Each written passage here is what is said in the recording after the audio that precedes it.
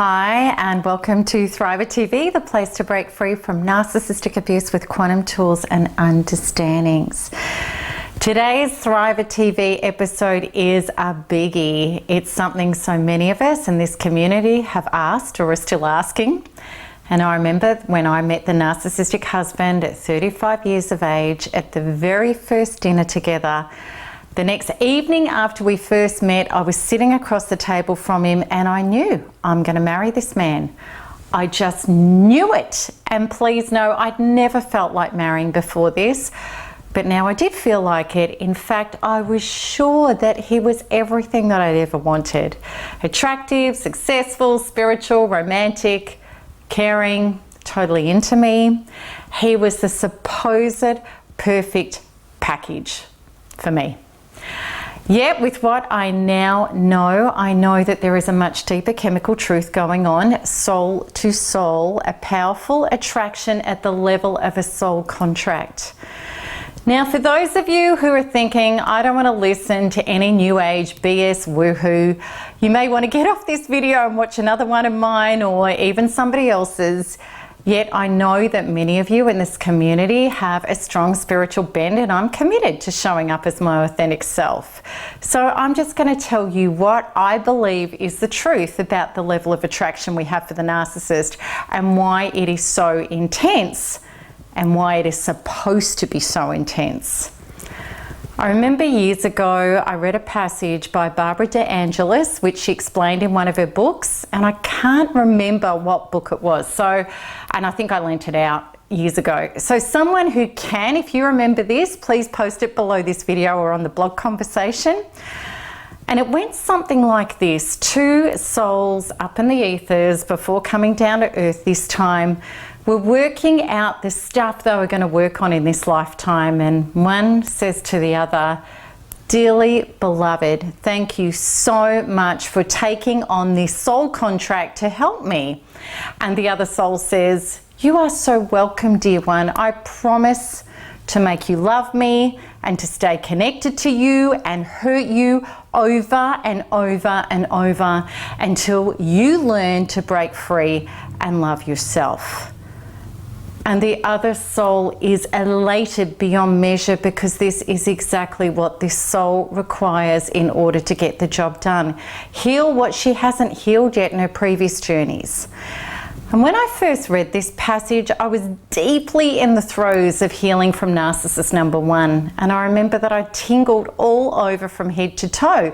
You know that feeling when every cell and every hair on your body is resonating with something that you know is the truth.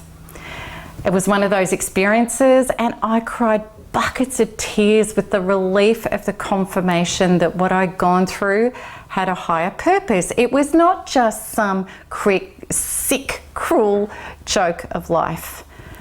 And of course I had to be so attracted to him that I would hang on over and over and over again, no matter how badly he abused me, nearly being taken to the brink of my death, until I got the lesson that his contract with me was all about.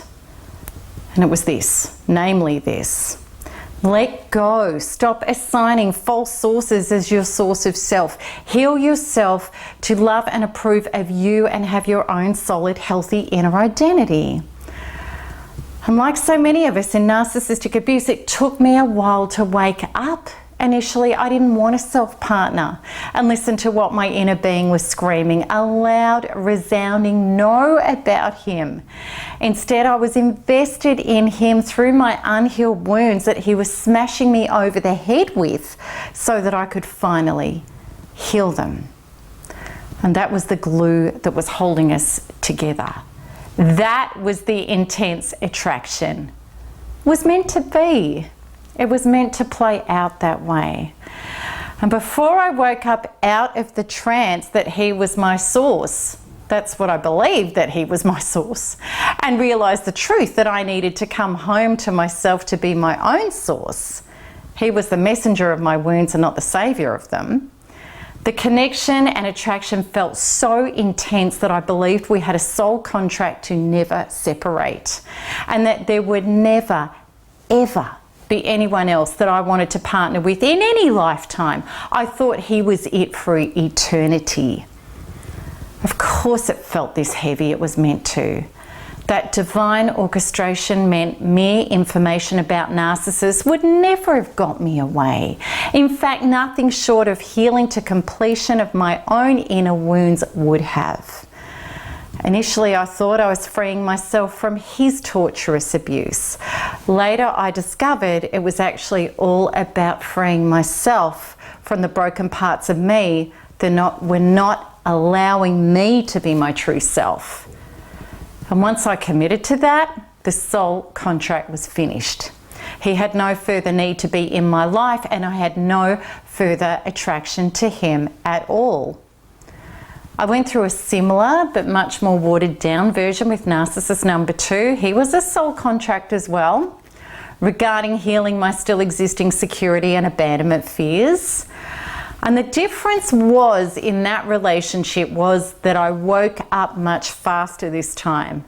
I let go and fully focused on my healing of these traumas. And as a result, the soul contract and all accompanying attraction was gone. The second narcissistic relationship did not drag on nearly as long as the first one. This is what I see with people like myself and others in the community who have now generated new and loving relationships. And please know, I'm not talking about lukewarm ones. I'm talking about people like myself that are now in relationships, and a lot of people in this community are, with people that they're very attracted to.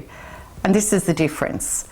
We all now have had the understanding, and we live it, that when we shift the composition of our inner identity from wounded and dependent to healthy and whole, the attraction point of who we are attractive and attracted to shifts incredibly. In fact, this quantum law fact is absolute. We will always be attracted and attractive to people who represent the beliefs and the health of our inner identity. If we are not whole, still wounded, and seeking love and approval from the outside, then we will be attracted and attractive to false selves. People who are the messengers of our wounds. People who deliver the evidence of our wounds. Just as if we genuinely have released the traumas and healed what was preventing us from being an authentic, self-loving and approving source to ourselves, we'll be wildly attracted to people who also unconditionally adore us healthily. Please know this is true.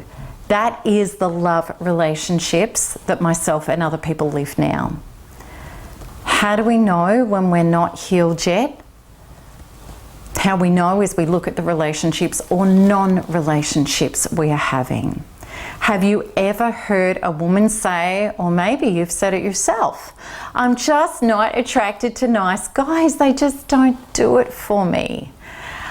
This means you have stuff to heal, because we will always be attracted to people who represent our wounds until we heal them.